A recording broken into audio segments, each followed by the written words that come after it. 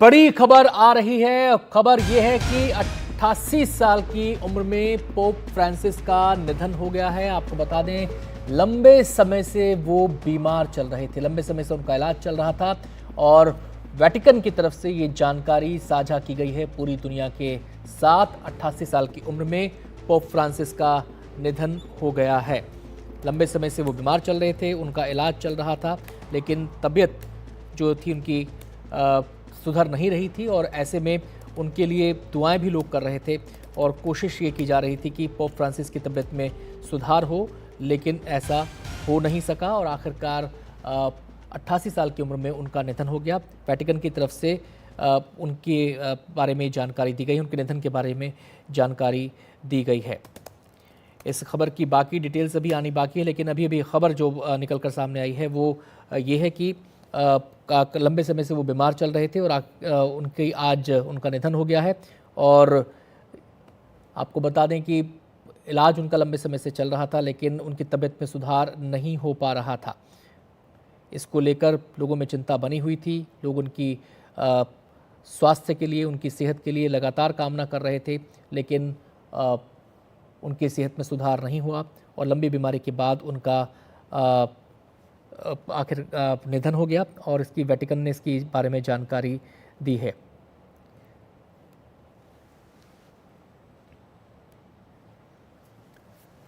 तो pope Francis का निधन हो गया है और कि जो उनकी सेहत के बारे में जानकारी आ रही थी कि उनको सांस लेने में तकलीफ हो रही थी, कुछ किडनी की समस्या को लेकर भी खबरें उनकी सेहत के बारे में चल रही थी और लंबे समय से बीमार चल रहे थे। डॉक्टरों की एक पूरी टीम थी जो हर पर उनकी निगरानी कर रही थी और कोशिश ये की जा रही थी कि उनको उस स्थिति से उबारा जाए और हर भरसक प्रयास उसके बारे में किए गए, लेकिन इसमें कामयाबी नहीं मिल पाई और दुनिया को ये दुखद समाचार आज मिला है कि 88 साल की उम्र में पोप फ्रांसिस का निधन हो गया है। वेटिकन की तरफ से ये जानकारी साझा की गई है। पोप फ्रांसिस, जो कि आपको बताएं, ईसाइयों के सबसे बड़े धर्मगुरु हैं और उन्हें ईश्वर की तरह लोग मानते हैं और उनके निधन की जानकारी वेटिकन की तरफ से दी गई है। हम सीधे रुक करेंगे, हमारी सहयोगी गौरी हमारे साथ जुड़ गई हैं और जानकारी देने के लिए। क्या डिटेल्स मिल रही हैं गौरी? डिटेल मिल पाई है। ये बात सही है कि पोप फ्रांसिस का निधन हो गया है। ये खबर अभी अभी आई है। ये देखिए, कल जो ईस्टर संडे जो दुनिया में सारे जो लोग बनाते हैं, तब ईस्टर संडे पे पोप फ्रांसिस आए थे। उन्होंने जितने भी श्रद्धालु हैं जो थे वहाँ पर, उन सब से उनको ग्रीटिंग्स दी। तो उसके एकदम बाद, तुरंत बाद 24 घंटे के अंदर इस तरह की खबर आना, जाहिर सी बात है जो लोग क्रिश्चियनिटी को मानते हैं उनके लिए एक बहुत बड़ा धक्का है। पोप फ्रांसिस, आपने सही बोला कि वो धर्मगुरु ऐसे हैं जिनको लोग ईश्वर समान मानते थे।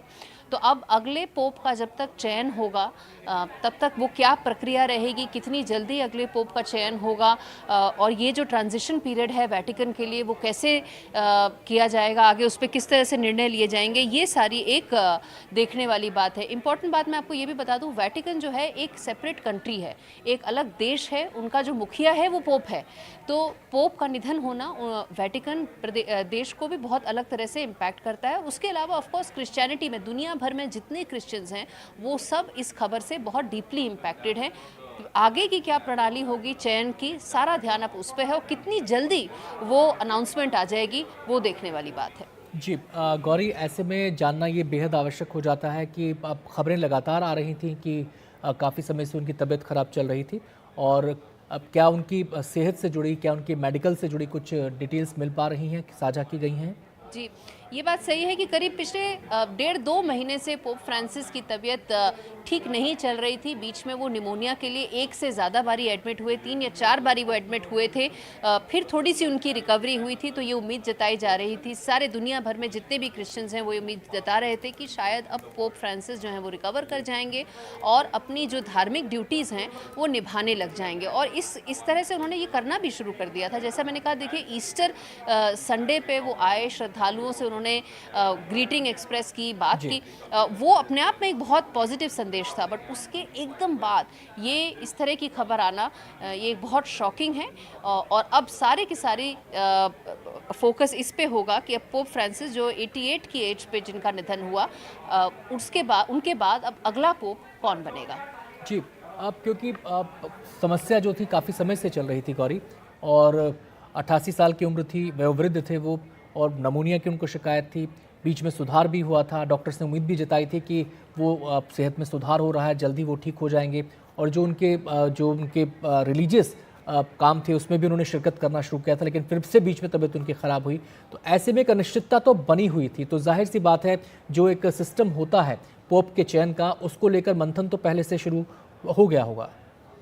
देखिए, ये बहुत ही पेचीदा प्रश्न है, क्योंकि इसका कारण ये इसका अगर हम इस तरह से सोचें, ये बात सही है ऑब्जेक्टिव तरह से कि अगर पोप की तबीयत काफ़ी ख़राब है तो क्या इस आगे के नेक्स्ट कोर्स पे क्या मंथन किया जाना चाहिए। बट लेकिन ये इतना आसान नहीं है। इसका कारण ये है कि जैसा मैंने बोला, श्रद्धालुओं के लिए पोप फ्रांसिस ईश्वर समान थे। तो ये मानना कि पोप फ्रांसिस को कुछ होगा, उनकी सेहत पे, उनकी तबीयत पे कुछ इम्पैक्ट होगा, यही लोगों के लिए मानना बहुत मुश्किल था। जबकि वो 4 से 5 हफ्ते हॉस्पिटल में बिता चुके थे, एक से ज़्यादा बारी उनको निमोनिया हो चुका था। बट लेकिन जब तक वो थे, वो धर्मगुरु तो थे ही थे, वेटिकन के मुखिया भी थे। उस हिसाब से कोई और निर्णय लेना, कोई और प्रणाली आगे बढ़ाना, वो तो संभव ही नहीं था।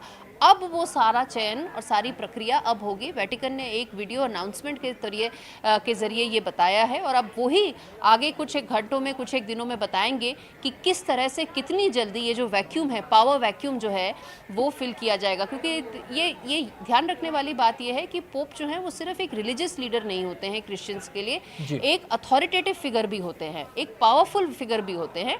और ये पावर वैक्यूम है जो अब फिल करना होगा वेटिकन में जल्दी से जल्दी। जी, गौरी, यहाँ पर ये भी जानना ज़रूरी हो जाता है ऐसे में, जैसे आपने बताया कि पावर वैक्यूम है, लोग इस बात को बहुत इजीली एक्सेप्ट नहीं कर पाएंगे क्योंकि उनके लिए वो ईश्वर समान है। तो एक पूरी प्रक्रिया क्या होती है जब नए पोप की दिशा में कदम बढ़ते हैं? तो ये प्रक्रिया इतनी सरल नहीं होती है। इसमें क्या है कि दुनिया भर के जितनी रिप्रेजेंटेशंस होती हैं उनको ध्यान रखा जाता है। और उसके बाद देखिए, एक और बहुत बड़ा फैक्टर जो चर्च इस वक्त फेस कर रहा है वो ये है कि वो चाहता है कि वो कहीं ना कहीं रिप्रेजेंटेटिव हो, कहीं ना कहीं वो आज की तारीख में जहाँ पे लोग यंग लोग हैं उनकी भी महत्वाकांक्षाओं को, उनकी एस्पिरेशंस को भी दर्शाए और रियलिटीज़ को भी दर्शाए। अगर आप ध्यान रखें, कुछ एक समय पहले पोप फ्रांसिस ही थे जिन्होंने पहली बारी होमोसेक्सुअल्स के बारे में बात की, और ऐसे मुद्दे उठाए, ऐसे विषय उठाए जो अब तक के जिसे कभी चर्च ने उठाया नहीं था। तो उन सारे मुद्दों को ध्यान रखते हुए, उन सारी नई हकीकतों को ध्यान रखते हुए कोशिश ये की जाती है कि जो अगला चयन हो, अगला पोप हो, वो ऐसी सारी रियलिटीज़ को भी रिप्रेजेंट करे।